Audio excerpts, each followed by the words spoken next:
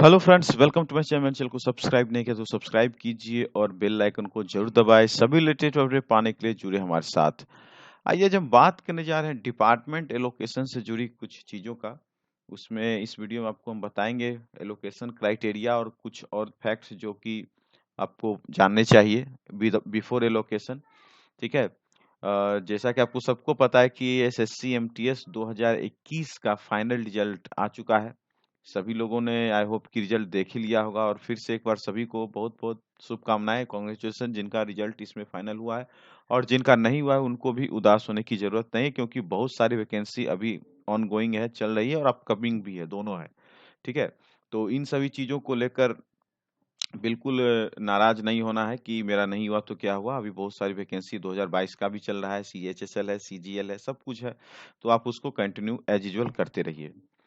और दूसरी बात कि टेलीग्राम चैनल हमने बना दिया है, फिर से मैं आपको बताना जा रहा हूँ। सभी लोग टेलीग्राम ग्रुप में जुड़िए। वहाँ जुड़ने से ये होगा कि कोई भी एक किसी के पास कोई भी कुछ अपडेट आता है, कोई मेल आता है डिपार्टमेंट से, ज्वाइनिंग से रिलेटेड या कुछ भी मेल वगैरह कुछ भी आता है, तो आप वहाँ शेयर करेंगे और उससे क्या है कि सभी को फायदा मिलेगा। सभी लोग वहाँ जुड़ेंगे, एक दूसरे से कम्युनिकेशन होगा, तो आपको मौजूदा क्या मतलब स्थिति है वो आपको वहाँ पर अच्छी तरह से वहाँ पर पता चलेगी। तो प्लीज आप लोग वहाँ पर सभी लोग जुड़ जाइए। ठीक है। बहुत सारे कमेंट्स में देख रहा हूँ, बहुत सारे लोग विथहेल्ड के बारे में पूछ रहे थे, प्रोविजनल के बारे में, तो उसका वीडियो भी हमने बना दिया है और इस बार लगभग मात्रा कम है, लेकिन फिर भी 126 कैंडिडेट जो है कि विथहेल्ड किए गए हैं इस बार के रिजल्ट में। ठीक है।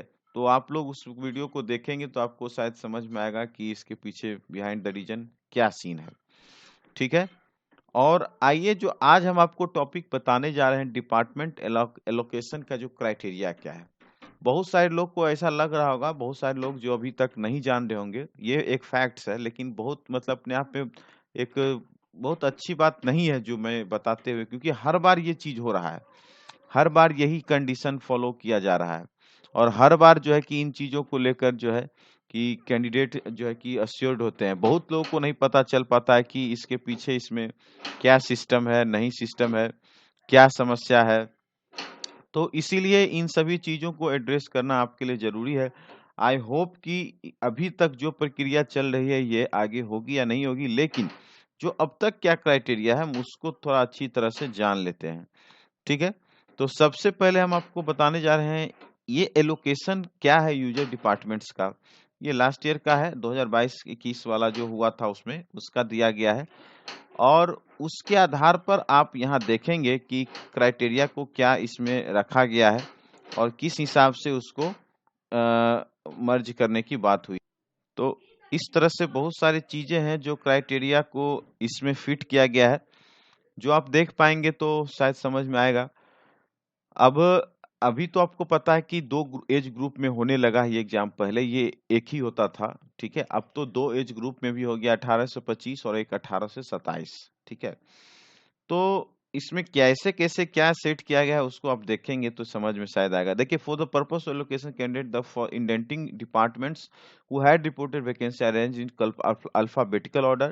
Candidates in merit order are segregated for each category selection, that is selected category, and are allowed to the user department furnishing in alphabetical list in the following manner. मतलब आप समझिए कि ये पूरा एलोकेशन जो है अल्फाबेटिकल ऑर्डर में हो रहा है। आप समझ सकते हैं कि मतलब लोग कितना स्ट्रगल कर रहे हैं, कितना संघर्ष होता है। पहले तो इन्होंने स्टेट को अलग कर ही रखा है मेरिट उसके हिसाब से, लेकिन अब यहाँ पर क्या हो रहा है, ये आने वाले लगभग-लगभग सभी सालों में ऐसा ही हो रहा है। शायद मेरे हिसाब से ये भी इस बार भी ऐसा ही होगा, क्योंकि इसमें कोई प्रकार का मुझे बदलाव या ऐसा कुछ दिख नहीं रहा है। तो अल्फाबेटिकल ऑर्डर में आपके नाम को और डिपार्टमेंट के अल्फाबेटिकल ऑर्डर के हिसाब से उसको मैच करा जाएगा। तो वो कैसा क्राइटेरिया वो देखिए। First ranking candidate has been allotted the department figuring fifth in the alphabetical order list. मतलब फिफ्थ में जो अल्फाबेटिकल ऑर्डर लिस्ट होगा डिपार्टमेंट का उसको दिया जाएगा फर्स्ट रैंक का।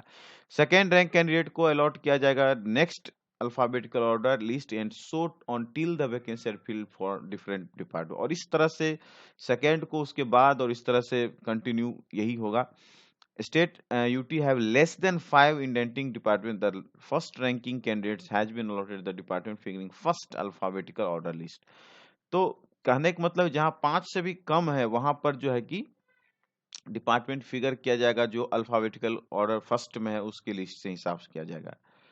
आगे देखिए, where a user department has specified vertical category for a horizontal vacancy, horizontal category candidate from the specified vertical category have been allotted as per the allocation given para 2 eight B and C. इस हिसाब से order of allocation for horizontal vacancy, ये तो खैर कैसे vacancy को, वो तो अलग चीज है।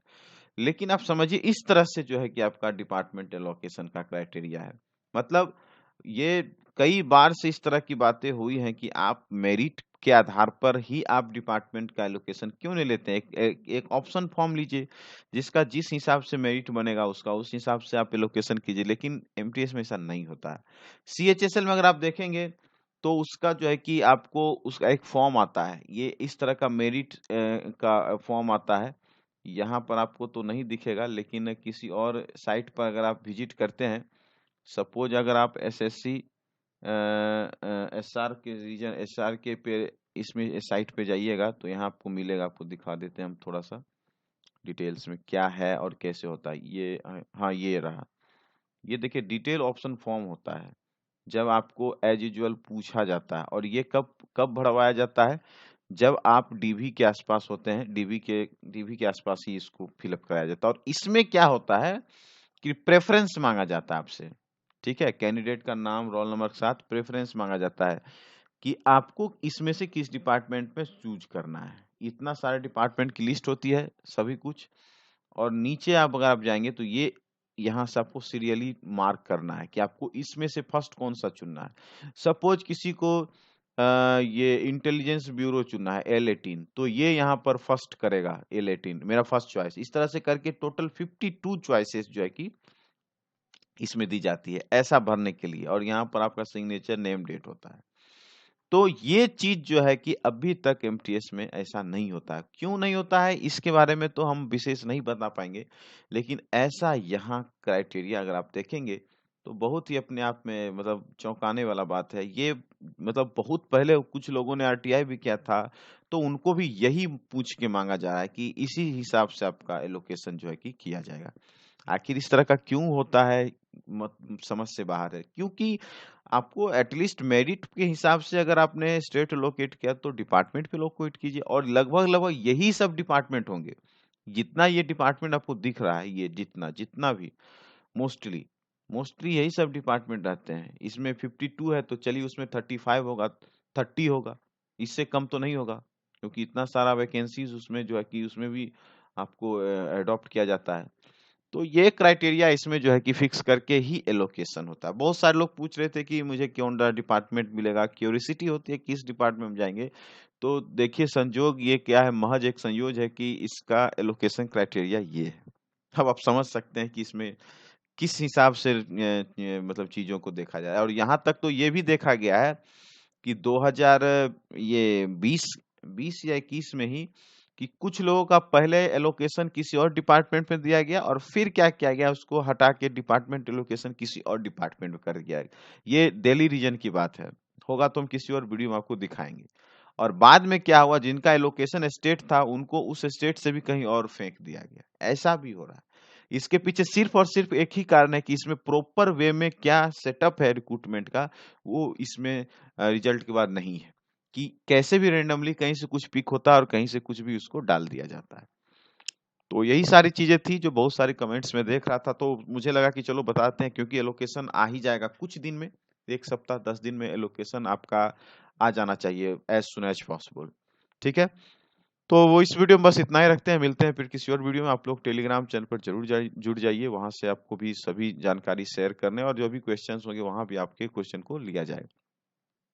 इस वीडियो में बस इतना ही। आपसे उम्मीद है कि आप वीडियो को अच्छा लगा तो लाइक जरूर कीजिएगा आपका उत्साह वर्धन के लिए, और शेयर सब्सक्राइब भी जरूर करेंगे। Thanks for watching and best of luck.